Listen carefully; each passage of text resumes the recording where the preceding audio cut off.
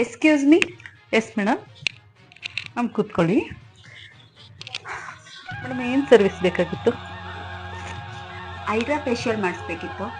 ಹಾಂ ಮೇಡಮ್, ಬನ್ನಿ ಇಲ್ಲಿ ಕೂತ್ಕೊಳ್ಳಿ. ನಮ್ಮ ಮ್ಯಾಮ್ನ ಕರಿತೀನಿ.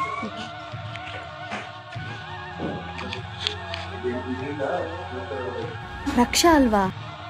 ಓ ಸೌಮ್ಯ. ಹಾಯ್ ಸೌಮ್ಯ. ಪರವಾಗಿಲ್ಲ, ಹೇಗಿದ್ಯಾ? ನಾನು ಚೆನ್ನಾಗಿದ್ದೀನಿ. ನೀನು ಹೇಗಿದ್ದೀಯಾ? ನಾನು ಚೆನ್ನಾಗಿದ್ದೀನಿ. ಗೊತ್ತಾಗ್ತಾ ಇದೆ. ಏನು ಸಲೂನಲ್ಲಿ ಕೆಲ್ಸಕ್ಕೆ ಬಂದಿದ್ಯಾ? ಇಲ್ಲೇ ಕೆಲಸ ಮಾಡ್ತಿದ್ಯಾ?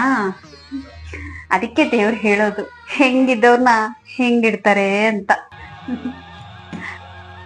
ನಿನ್ನನ್ನು ನೋಡಿ ನನಗೆ ತುಂಬಾನೇ ಖುಷಿ ಆಯ್ತು. ಅದಕ್ಕೆ ಹೇಳೋದು ಕಾಲ ಯಾವಾಗ್ಲೂ ಹಿಂಗೆ ಇರಲ್ಲ ಅಂತ. ಹೌದು ಸೌಮ್ಯ, ಕಾಲ ಯಾವಾಗಲೂ ಒಂದೇ ರೀತಿ ಇರಲ್ಲ ಅನ್ನೋದಕ್ಕೆ ನಾನೇ ಸಾಕ್ಷಿ. ಸರಿ, ಈ ರೂಮ್ಗೆ ಹೋಗು. ನಿನ್ಗೇನು ಸರ್ವಿಸ್ ಬೇಕೋ ಅದನ್ನ ಮಾಡಿಸ್ಕೊ.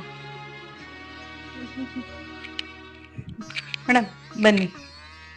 ಹೈಡ್ರಾ ಫೇಶಿಯಲ್ಲು ರಕ್ಷಣೆ ಮಾಡ್ಬೇಕು ನನಗೆ. ಅವರಾ? ಮೇಡಮ್, ಈ ಸಲೂನ್ ಓನರೇ ಅವರು.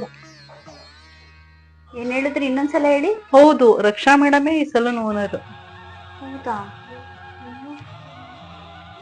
ನಂಬಕ್ಕೆ ಆಗ್ತಿಲ್ವಲ್ಲ. ಸರಿ ಮೇಡಮ್, ಬನ್ನಿ. ಸತ್ಯ ಏನು ಅಂತ ಗೊತ್ತಾದ್ಮೇಲೆ ತುಂಬಾ ಶಾಕ್ ಆಗಿರ್ಬೇಕಲ್ಲ.